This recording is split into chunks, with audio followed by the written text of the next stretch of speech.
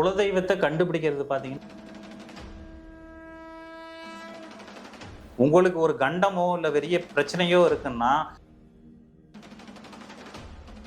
ஜோதிடத்துல சோழி பிரசன்னம்னு ஒரு விஷயம் இருக்கு. சோழி பிரசன்னம்ன்றது அப்படியே உங்களுக்கு கிடைக்கல, குலதெய்வத்தை நான் பார்க்க முடியல அப்படின்னாக்கா, நீங்க வந்து அந்த ஆதேஷ் ஆன்மீக சேனல் நேயர்களுக்கு வணக்கம். தினந்தோறும் நம்ம பார்த்தீங்கன்னா நம்ம சேனலில் பொது ராசி பலன்களும் ஜோதிட சம்மந்தப்பட்ட வீடியோக்களும் ஆன்மீக சம்மந்தப்பட்ட வீடியோக்களும் போட்டுட்டு வந்துட்டுருக்கோம்.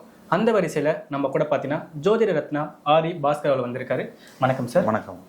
அவர் கூட நம்ம நிறைய விஷயம் பற்றி பேச போகிறோம். இன்னைக்கு சேனலை மறக்காமல் சப்ஸ்கிரைப் பண்ணிக்கங்க, கமெண்ட் பண்ணுங்கள், உங்களுக்கு என்ன டவுட் இருந்தாலும் அடுத்தடுத்த வீடியோவில் அதை பற்றி நம்ம பேசலாம். வணக்கம் சார்.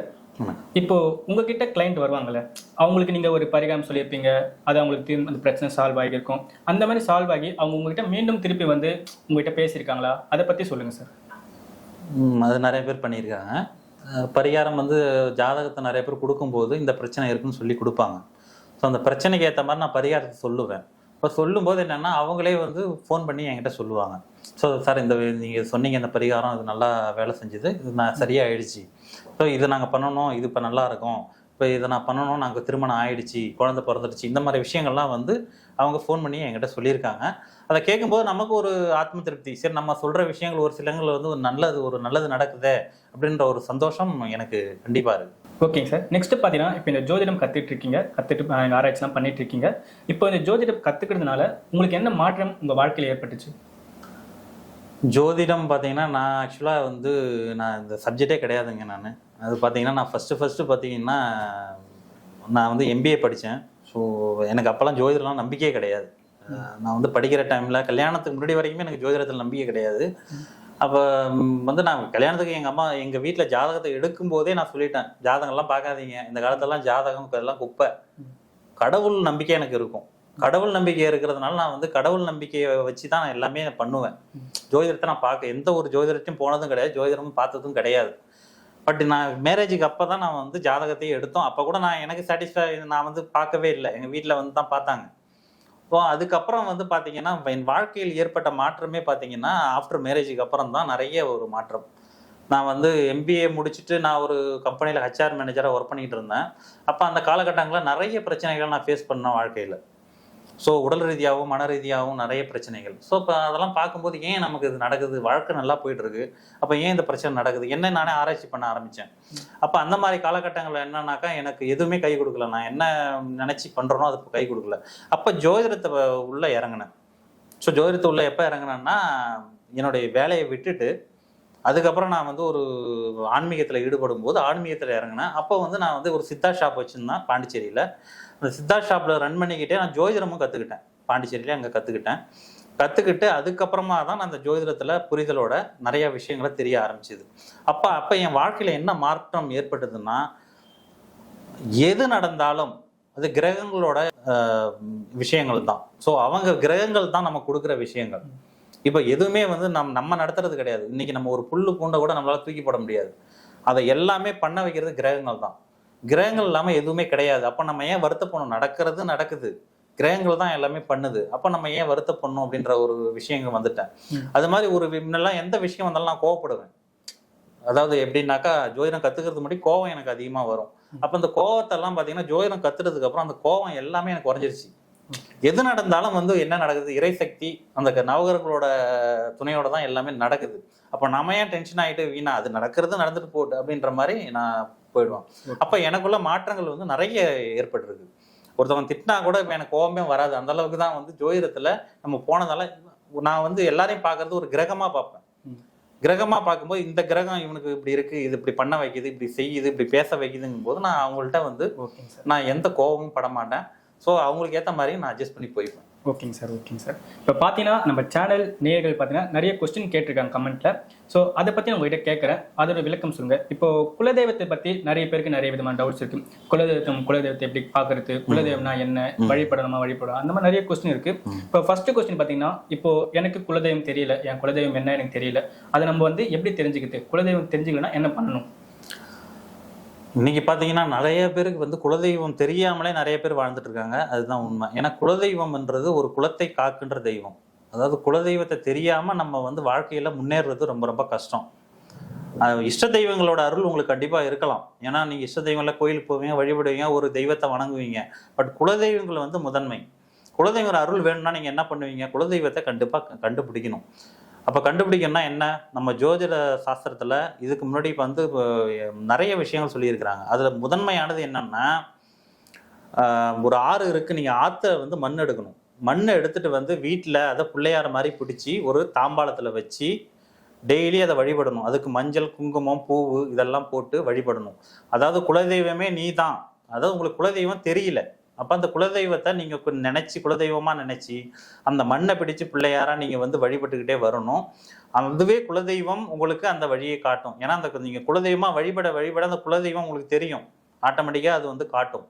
அப்போ இதை நீங்கள் வந்து தொடர்ந்து வந்து டெய்லி காலையும் மாலையும் விளக்கேற்றி பூவில் அர்ச்சனை பண்ணி இதை வந்து ஒரு வேலையாகவே பண்ணுங்க. எப்படி நம்ம டெய்லி சாப்பிட்றோம், குளிக்கிறோம், அந்த மாதிரி இதையும் ஒரு வேலையாக டெய்லி பண்ணுங்க.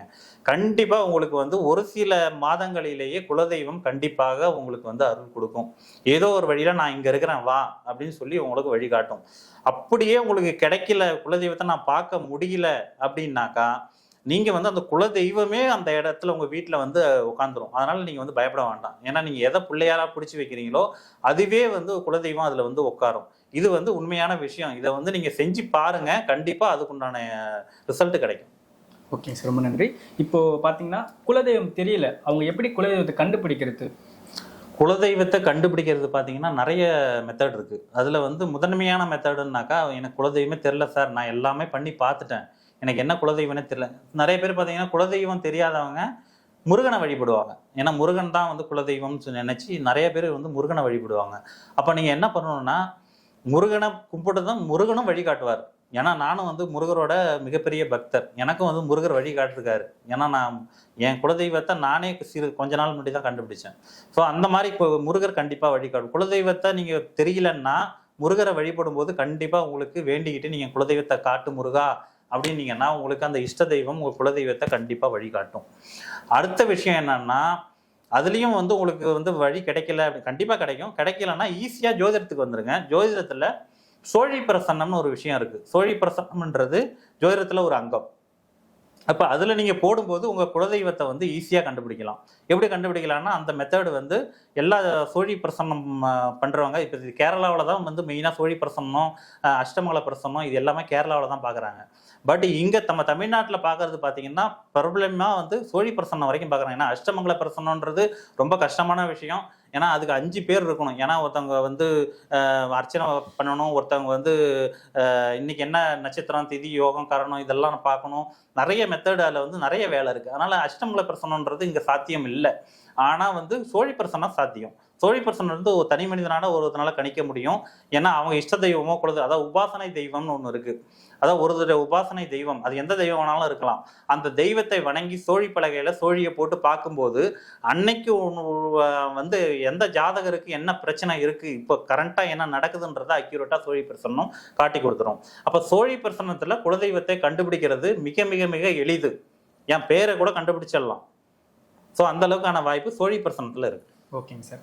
இப்போ பார்த்தீங்கன்னா நெக்ஸ்ட் கொஸ்டின் என்ன பார்த்தீங்கன்னா, குலதெய்வத்தை வழிபடணுமா அப்படின்னு நிறைய பேர் கேட்குறாங்க. அது வழிபடுத்த அவ்வளோ முக்கியமா?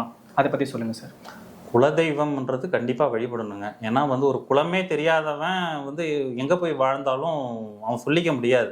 ஏன்னா ஒருத்தர் குலம் எந்த இடத்துல வந்து தழைத்திருக்குன்றதை கண்டுபிடிக்கணும். ஏன்னா நிறைய பேர் குலதெய்வம் தெரியாமல் ஃபாரின்லலாம் போய் இருக்கிறாங்க. பட் பார்த்தீங்கன்னா அவங்க நிலமெல்லாம் பார்த்தீங்கன்னா குடும்பத்தில் ஏகப்பட்ட பிரச்சனை, சிக்கல், இது எல்லாமே பணம் இருந்தாலும் சிக்கலோட தான் வாழ்ந்துட்டு இருக்காங்க. அப்போ குலதெய்வத்தோட அருள் வேணும்னா என்ன பண்ணணும் அப்படின்னாக்கா, கண்டிப்பாக குலதெய்வத்தை வழிபடணும். ஏன்னா வழிபடுற போது தான் உங்களுக்கு வந்து நிறைய விஷயங்கள் நடக்கும். ஏன்னாக்கா குலதெய்வத்தை வழிபடுறது மூலயமா உங்கள் வீட்டில் சுப நிகழ்ச்சிகள் அடுத்தடுத்து நடக்கும். ஏன்னா குலதெய்வத்தை வழிபடலைன்னா என்ன நடக்கும்ன்றதும் இருக்குது. இப்போ என்னென்னா தடைகள் அதிகம் ஏற்படுத்தும். குலதெய்வத்தை நீங்கள் வழிபடுறீங்கன்னா நீங்கள் வந்து அந்த தடைகள்லாம் உங்கள் வாழ்க்கையில் இருக்காது. அதுதான் வந்து ஒரு நீங்கள் கவனிக்க வேண்டிய விஷயம். இப்போ குலதெய்வத்தை நீங்கள் வழிபடும் போது தடைகளை நீக்கி உங்களுக்கு வந்து செல்வ செழிப்பை அதிகப்படுத்தும். அப்போ குலதெய்வத்தை நான் வழிபடணுமான்னு கேட்கவே கூடாது. முதல் வந்து தப்பான விஷயம். ஏன்னா குலதெய்வத்தை வழிபட்டால் தான் நீங்கள் வாழ்க்கையில் முன்னேற்றம் அடைய முடியும். ஓகேங்க சார். இப்போ குலதெய்வத்தை வழிபடலைன்னா என்னென்ன பிரச்சனைகள்லாம் வரும்? இந்த மாதிரி பிரச்சனைகள்லாம் வரும், உங்களுக்கு இந்த மாதிரி சிம்டம்ஸ் காட்டும். அந்த மாதிரி குலதெய்வத்தை வழிபடலாம் அவங்களுக்கு என்ன ப்ராப்ளங்கள் வரும்? குலதெய்வத்தை வழிபடலைனாக்கா நிறைய விஷயங்கள் தப்பாகவே இருக்கும். ஏன்னா வந்து குலதெய்வம் வந்து நமக்கு வந்து முன்னோர்கள். குலதெய்வம்னா யாரும் முன்னோர்கள். நம்ம குலம் எங்கே இருக்கோ அந்த இடத்துலேருந்து நம்ம வந்து இப்போ எங்கெங்கேயோ இருக்கிறாங்க. அப்போ அந்த இடத்த குலதெய்வத்தை வழிபடலைன்னா நமக்கு நிறைய பிரச்சனைகள் வரும். இப்போ என்ன பிரச்சனை வரும்? நீங்கள் எந்த காரிய தடை ஏற்படும். நீங்கள் எந்த விஷயங்களை எடுத்தாலும் அந்த காரியத்தில் ஒரு தடை ஏற்படும். அப்போ அதை தவிர்க்கணும்னா என்ன பண்ணும்? குலதெய்வ அருள் இருந்தால் தான். நீங்கள் நினைப்பீங்க நிறைய முயற்சிகள் இருப்பீங்க. நிறைய பேர் பிஸ்னஸில் இருப்பாங்க, நிறைய பேர் வேலையில் இருப்பாங்க, ஏகப்பட்ட மல்டி பிஸ்னஸ்லாம் பண்ணுவாங்க. ஆனால் ஒன்று கூட growth ஆகாது. அதை வந்து அவங்க வந்து புரிஞ்சுக்கணும். ஏன்னா நம்ம குலதெய்வம் அருளே இல்லைன்னா வாழ்க்கையில் தடையை ஏற்படுத்திக்கிட்டே இருக்கும். திருமணத்தில் தடையை ஏற்படுத்தும், லேட் மேரேஜ் ஆகும். குழந்தைகளை தடையை ஏற்படுத்தும். திருமணமானாலும் குழந்தை வந்து தாமதமாகும்.